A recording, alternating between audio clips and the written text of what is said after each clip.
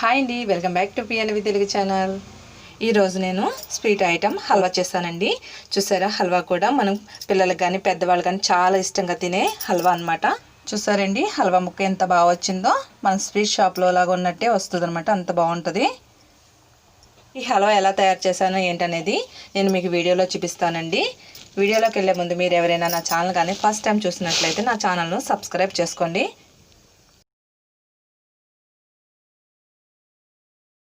హల్వాకి కావాల్సిన పదార్థాలు చూద్దామండి.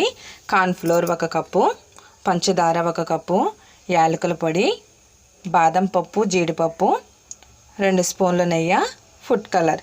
ఇప్పుడు హల్వాని ప్రిపేర్ చేద్దామండి. ఇప్పుడు ఒక మిక్సింగ్ బౌల్ తీసుకొని 1 కప్పు కార్న్ఫ్లోర్ తీసుకున్నాం కదండి, ఇందులో వేసేసుకుందాం. వేసుకున్నాక 1 కప్పుకి వచ్చేసి 2 కప్పుల వాటర్ పోసుకోవాలి.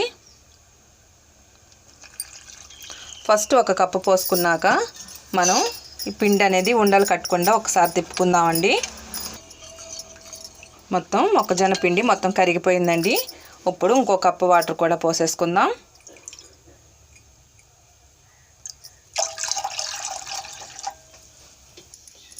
ఇది పక్కన పెట్టేసుకొని స్టవ్ వెలిగించుకొని గిన్నె పెట్టుకున్నానండి. ఇప్పుడు ఇందులోకి పంచదార 1 కప్పు తీసుకున్నాం కదా, ఇందులో వేసేసుకుందాం. 1 కప్పు పంచదారకి 1/2 కప్పు వాటర్ పోసుకుందామండి.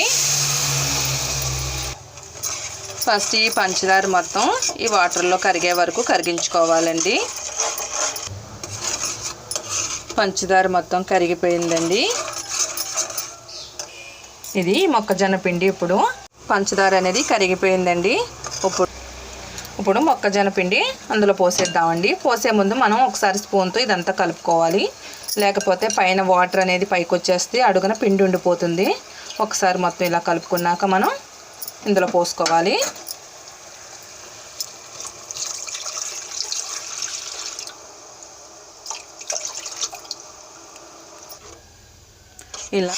ఇలాగా గరిటతో తిప్పుతూ ఉండాలండి, లేకపోతే అడుగు అనేది అంటేస్తుంది అనమాట. మొక్కజొన్న పిండి అనేది అలా గరిటతో తిప్పుకుంటూ ఉండాలి. ఇలాగా దగ్గర పడుతుంది కదండి. ఇప్పుడు స్టవ్ని మీడియం ఫ్లేమ్లో పెట్టుకోవాలి. ఇప్పుడు నెయ్యి వేసుకొని తిప్పుకుందామండి. ఇలా దగ్గర పడిన తర్వాత నెయ్యి వేసుకొని తిప్పుకోవాలి. ఇలాగా నెయ్యి మొత్తం వేసేసుకొని తిప్పుకుందామండి. ఈ హల్వా అనేది మనకి చాలా సింపుల్, చాలా ఈజీ అండి, పెద్ద కష్టమేం కాదు. ఇలా చేసుకుంటే మనం స్వీట్ షాప్లో తెచ్చుకున్నట్టే ఉంటుంది అనమాట. చాలా బాగుంటుంది. ఇలా నెయ్యి వేసిన తర్వాత మొత్తం కలుపుకుందాం.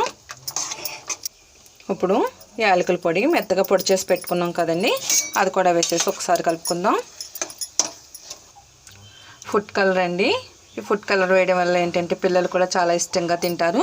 చక్కగా కలర్ఫుల్గా ఉంటుందండి ఇది. ఇప్పుడు జీడిపప్పు, బాదం పప్పు చిన్న చిన్న ముక్కలుగా చేసి పెట్టుకున్నాం కదండి, ఇందులో వేసేసుకొని ఒకసారి కలుపుకుందాం.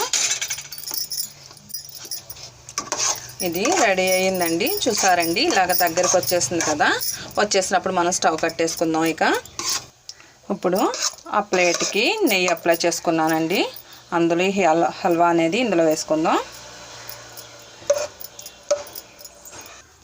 ఇప్పుడు ఈ హల్వాని ప్లేట్ మొత్తం సమానంగా వచ్చేటట్టు మొత్తం ఇలా అనుకుందాం.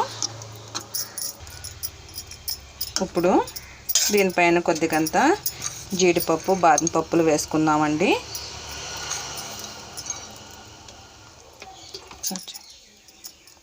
ఇప్పుడు ఈ హల్వాని పూర్తిగా చల్లారనివ్వాలండి. చల్లారిన తర్వాత తీద్దాం. హల్వా అనేది చల్లారిపోయిందండి. దీన్ని సపరేట్గా ఒక ప్లేట్లో తీసుకుందాం.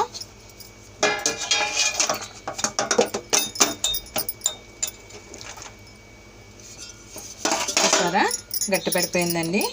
ఇప్పుడు వీటిని పీసులుగా కట్ చేసుకుందాం. దీన్ని చిన్న చిన్న పీసులుగా కట్ చేసుకుందామండి.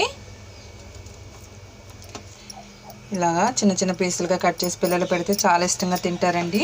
మన పిల్లలు ఇంట్లో ఏడిపించినప్పుడు, మనం స్వీట్ కావాలని ఏడిపించినప్పుడు చాలా సింపుల్గా, చాలా ఈజీగా తయారు చేసేసుకోవచ్చు అనమాట ఈ స్వీట్ అనేది.